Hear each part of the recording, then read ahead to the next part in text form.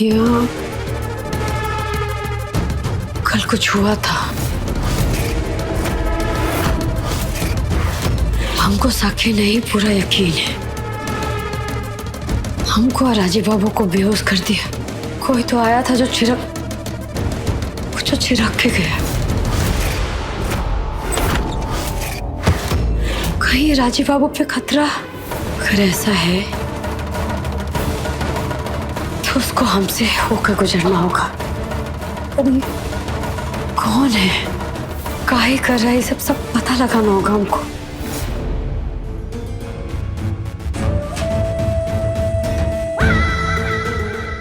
ये चंदेल भवन मेरा था और मेरा होके रहेगा, फिर चाहे उसके लिए मुझे कुछ भी करना पड़े।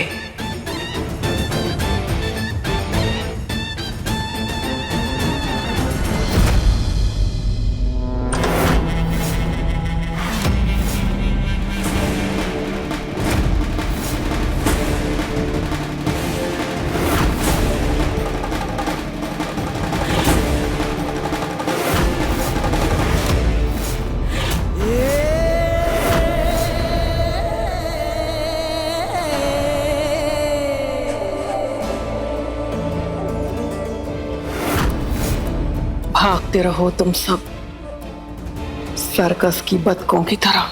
मैं दूर खड़े रह के करूंगी तुम सबका शिकार, अपने बदले का कारोबार।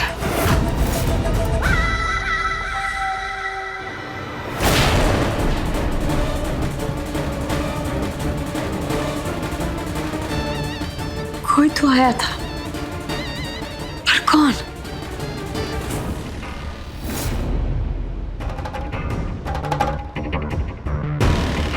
समझ में नहीं आता कि कू को क्या हुआ है। कभी जिम्मेदारी की बात करती है और जब हम जिम्मेदारी उठाने चले हैं तो एक ही रट लगाए बैठी। राजीव बाबू, आपकी जान खतरे में। अरे राजीव नारायण चंदेल की जान यार।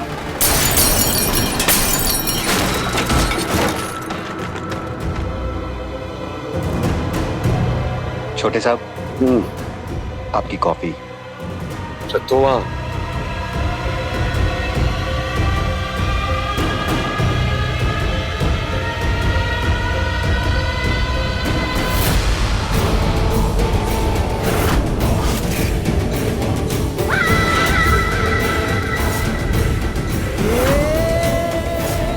पहले वारिस, फिर उसका बाप, एक के बाद एक साफ।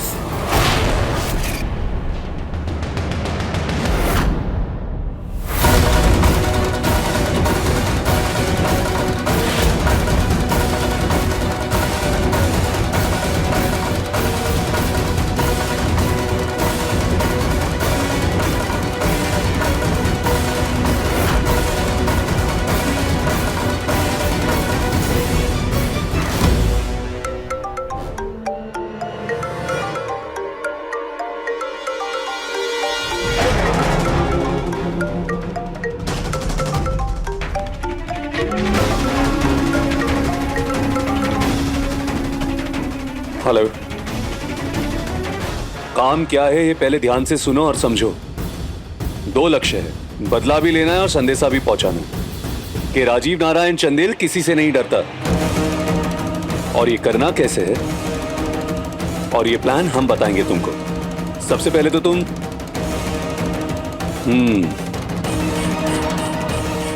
नहीं, सुनो पहले क्या कह रहे हैं।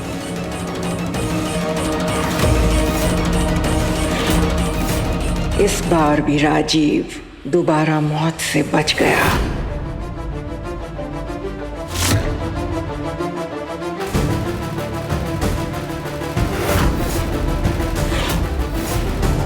ये उसी का दवा छिड़का था शायद, लेकिन कोनो बदबू ना कोनो महक वो तो नहीं आ रहा है। भाभी,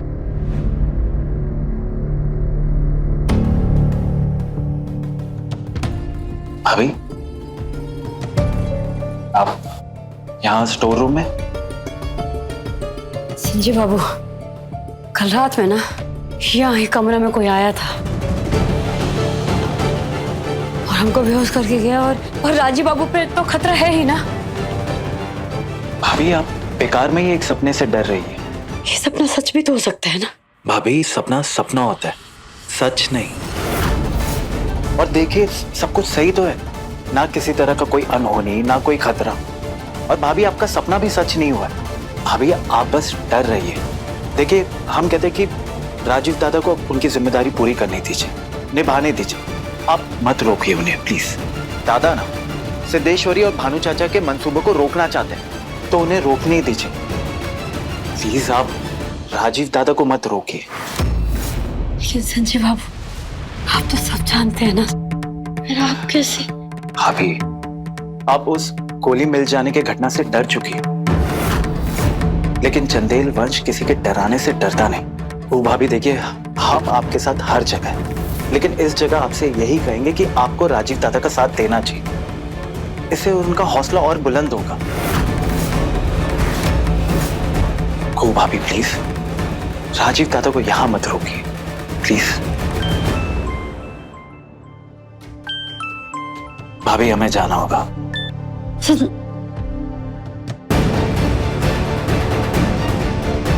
हम ऐसे ही डर रहे हैं या हमारा डर वहम है, या फिर भोले बाबा हमको कोनो अनहोनी का इशारा कर रहे हैं।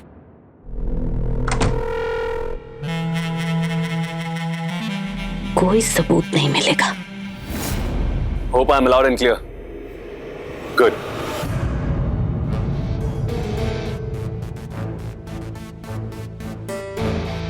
जल्दी से एक बार इसको अपने मुंह से लगा ले बस, और खेल खत्म कर अपना।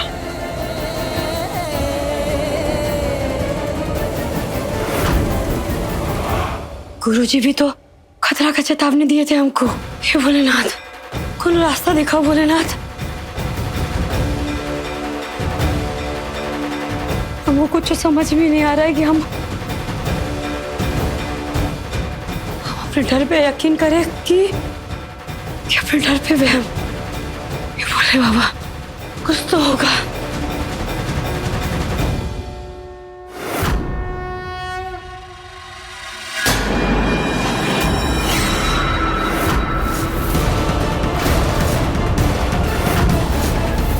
लिखा है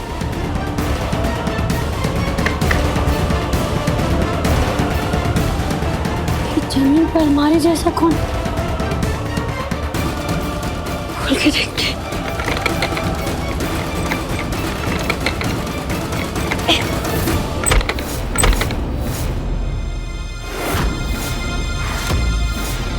तो खाली है।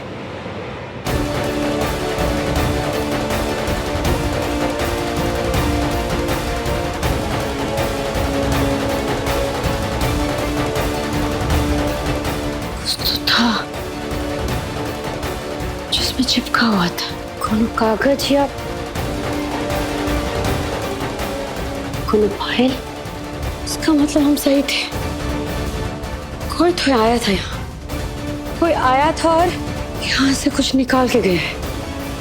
पर कहाँ था और कौन आया था?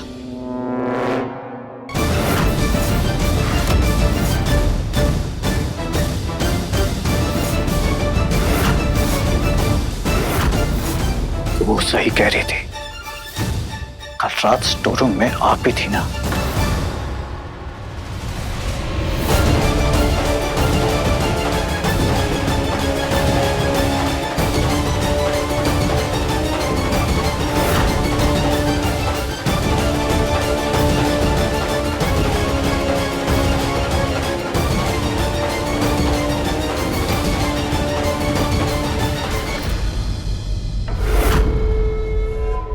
हाँ लेकिन कुहू को नुकसान पहुंचाने के इरादे से नहीं। वो तो हम जानते हैं, इसीलिए तो आप अब तक जिंदा हैं। हम बताइए क्यों गई थी कल रात स्टोर रूम में? चंदेल खानदान का बड़ा बेटा है तू। चंदेल परिवार की पगड़ी तेरे सिर सजनी चाहिए, राजीव के सर नहीं। हम बस इसी की कोशिश में लगे हैं। तो बस हमारा ये काम हो जाने दे। उसके बाद अगर तू कुहू से ब्याह भी कर ले तो भी हमें कोई आपत्ति नहीं, लेकिन तब तक हमारे इस काम में कोई अड़चन मत डाल। तू भी तैयारी कर राजीव और कुहू को अलग करने की।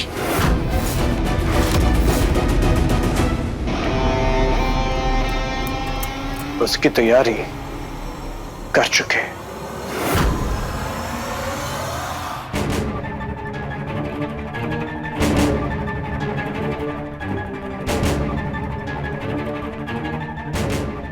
ये बंद काहे नहीं हो रहा है? कुछ फंस रहा है क्या?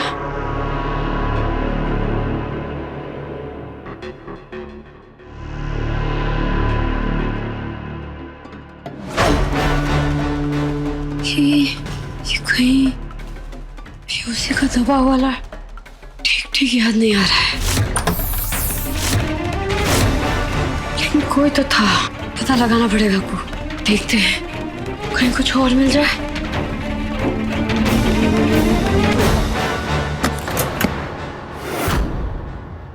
ये चूड़ी का टुकड़ा,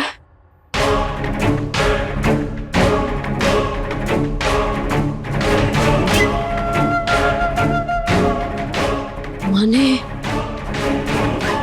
कोनो औरत थी।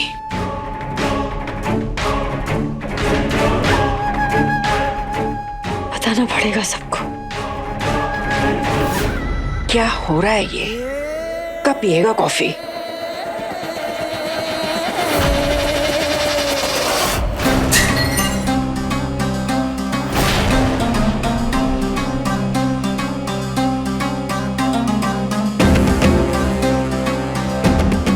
क्या किया है तुमने को? क्या बकवास है ये? हर जगह घुसी चली आती है लड़की। और ये बदहवस क्यों घूम रही हो तुम? हुआ क्या है? वो देखिए,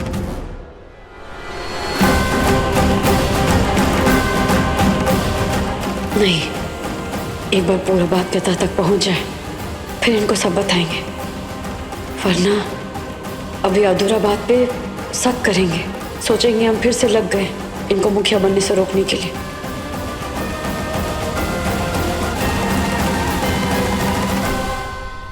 कुछ नहीं।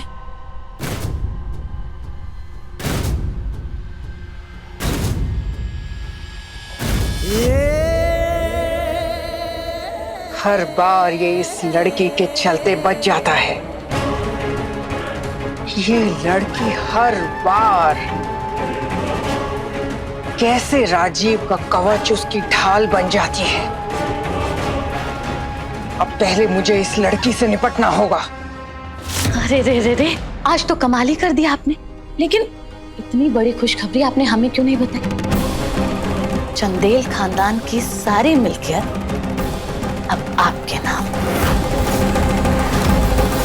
कम से कम हमें तो शामिल किया होता इसमें। जैसे ही सिद्धेश्वरी के चंगुल में भानु पड़ा था, हम समझ गए थे यहाँ कुछ न कुछ खेल होने वाला है। ये क्यों? अचानक भूला बिसरा भाई याद आ गया उस औरत को।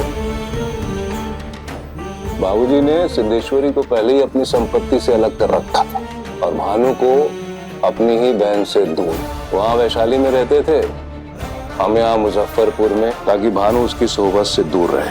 प्रभा दी ने भानु को सगे से भी ज्यादा प्यार दिया, लेकिन सगे सगे ही होते हैं और सौतेले सौतेले ही होते हैं। अब छोड़िए ना चंदेलों का इतिहास, हमें तो आप चंदेलों की संपत्ति का गणित समझाइए। हम तो कहते हैं कि अब जो भी संपत्ति है ना, उसमें आप हमें नामांकित कर दीजिए, ताकि आगे चल के संपत्ति को लेकर कोई झमेला ना हो।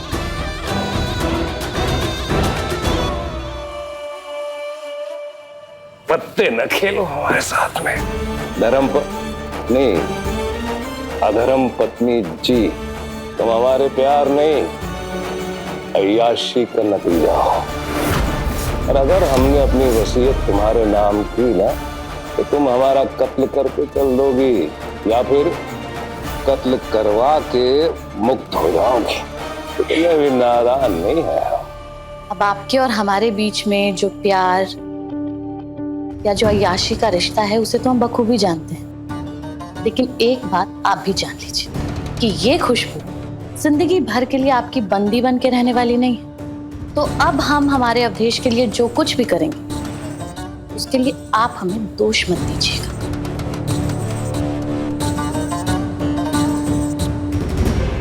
हम शेर हैं, सियार नहीं। ये गीदड़ भक्तियां किसी और को देना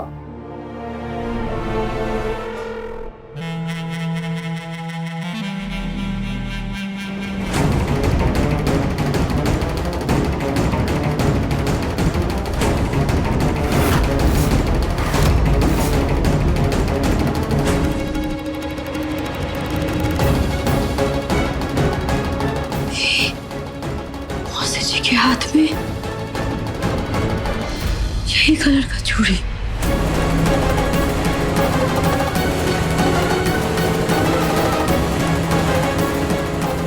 तो किसी फाइल का टुकड़ा है जो वहां चिपका हुआ था।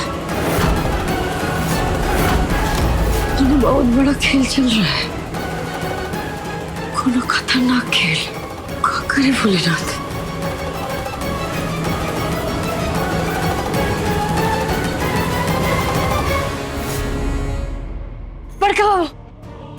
बड़का बाबू हमारा बात सुन लीजिए एक बार। अरे भाई क्यों सुने, पूरे घर के माहौल को मत के रख दिया है तुमने। हटो सामने से। भानु चाचा ये परिवार से लड़ा झगड़ा करके यहाँ से चले गए, और दूसरा तरफ बड़का बाबू मौसी जी को तैयारी कर रही है, और ये बात हमको बहुत खतरा का लग रहा है। तैयारी? खुशबू, एक बात आप भी जान लीजिए कि ये खुशबू जिंदगी भर के लिए आपकी बंदी बन के रहने वाली नहीं है। तो अब हम हमारे अवधेश के लिए जो कुछ भी करेंगे उसके लिए आप हमें दोष मत दीजिएगा। मौसी जी कल रात में ना वो कमरे में घुस गई थी। अब बेहोशी वाला जो दवा है ना छिड़क के राजीव बाबू को पहले बेहोश की, फिर हमको।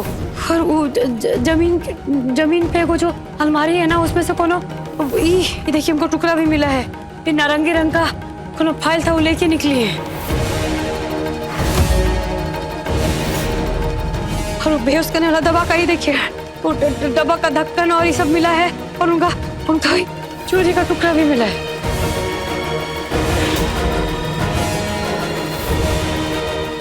तो बड़का बाबू एक बार, बस एक बार हमारा बात मान लीजिए, एक बार चल के देख लीजिए आप। चलिए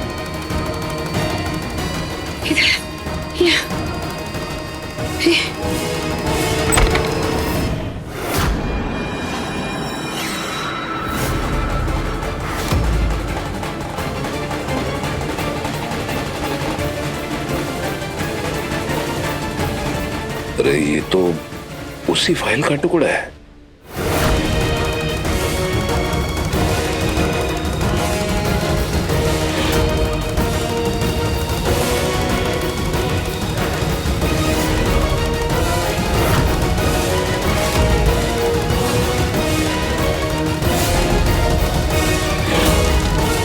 सर, सिद्धेश्वरी देवी के पास एक नई वसीयत है जिसमें ऐसा लिखा गया है कि उन्होंने पूरी संपत्ति अपने नाम कर ली है।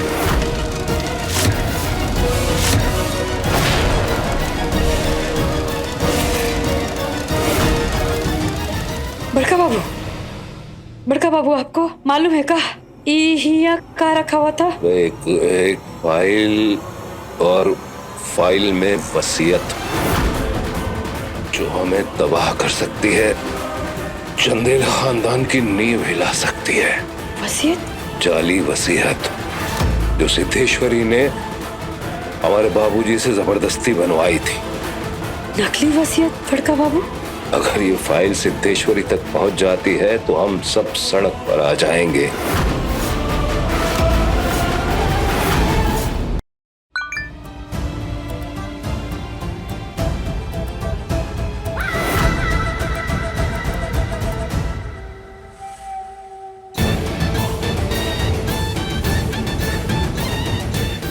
जय महाबली, जय महाकाल। मिल गई वसीयत। पर यह है कौन? हमारा हितैषी जो हमारी वसीयत लेके बैठा है। हम मौसी जी को ये रंग का मतलब ये नारंगी रंग का फाइल का फोटो खींचते देखे थे। खुशबू फोटो? हाँ वर्का। खुशबू,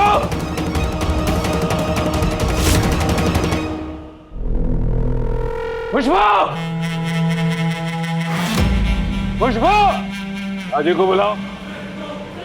राजी बाबू, राजी बाबू, खुशबू, राजी बाबू। खुशबू, खुशबू। ढूंढो और ढूंढ, अभी तो तमाशा शुरू हुआ है।